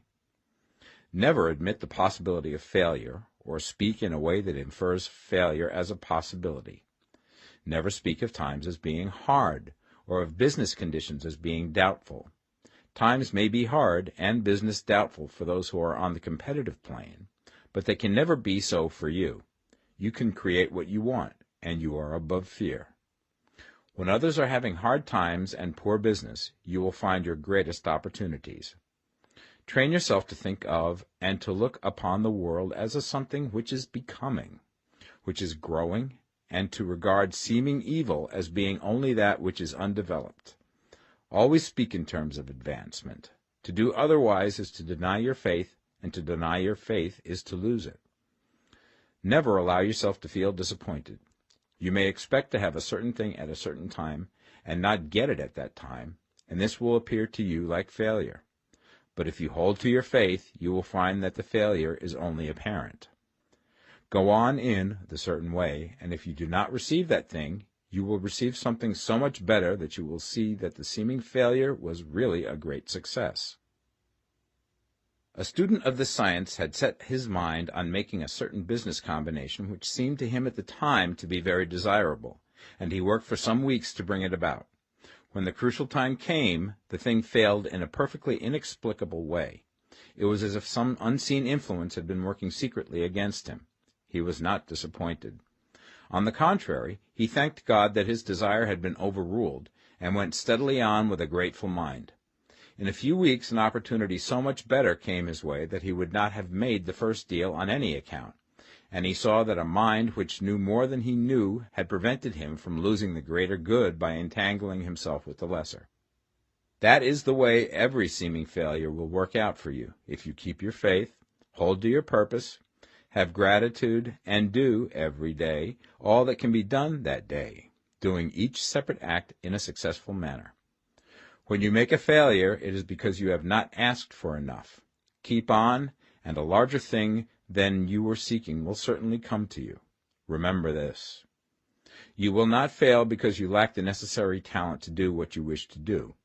If you go on as I have directed, you will develop all the talent that is necessary to the doing of your work. It is not within the scope of this book to deal with the science of cultivating talent, but it is as certain and simple as the process of getting rich. However, do not hesitate or waver for fear that when you come to any certain place you will fail for lack of ability. Keep right on, and when you come to that place, the ability will be furnished to you. The same source of ability which enabled the untaught Lincoln to do the greatest work in government ever accomplished by a single man is open to you. You may draw upon all the mind there is for wisdom to use in meeting the responsibilities which are laid upon you. Go on in full faith. Study this book. Make it your constant companion until you have mastered all the ideas contained in it. While you are getting firmly established in this faith, you will do well to give up most recreations and pleasure, and to stay away from places where ideas conflicting with these are advanced in lectures or sermons. Do not read pessimistic or conflicting literature, or get into arguments upon the matter. Do very little reading, outside of the writers mentioned in the preface. Spend most of your leisure time in contemplating your vision, and in cultivating gratitude, and in reading this book. It contains all you need to know of the science of getting rich, and you will find all the essentials summed up in the following chapter. Chapter 17. Summary of the Science of Getting Rich. There is a thinking stuff from which all things are made, and which, in its original state, permeates, penetrates, and fills the interspaces of the universe. A thought in this substance produces the thing that is imaged by the thought. Man can form things in his thought, and by impressing his thought upon formless substance can cause the thing he thinks about to be created. In order to do this, man must pass from the competitive to the creative mind, otherwise he cannot be in harmony with the formless intelligence, which is always creative and never competitive in spirit. Man may come into full harmony with the formless substance by entertaining a lively and sincere gratitude for the blessings it bestows upon him. Gratitude unifies the mind of man with the intelligence of substance, so that man's thoughts are received by the formless. Man can remain upon the creative plane only by uniting himself with the formless intelligence through a deep and continuing feeling of gratitude. Man must form a clear and definite mental image of the things he wishes to have, to do, or to become, and he must hold this mental image in his thoughts, while being deeply grateful to the Supreme that all his desires are granted to him. The man who wishes to get rich must spend his leisure hours in contemplating his vision, and in earnest thanksgiving that the reality is being given to him. Too much stress cannot be laid on the importance of frequent contemplation of the mental image, coupled with unwavering faith and devout gratitude. This is the process by which the impression is given to the formless, and the creative forces set in motion. The creative energy works through the established channels of natural growth, and of the industry and social order. All that is included in his mental image will surely be brought to the man who follows the instructions given above, and whose faith does not waver. What he wants will come to him through the ways of established trade and commerce. In order to receive his own when it shall come to him, man must be active, and this activity can only consist in more than filling his present place. He must keep in mind the purpose to get rich through the realization of his mental image. and he must do every day all that can be done that day, taking care to do each act in a successful manner.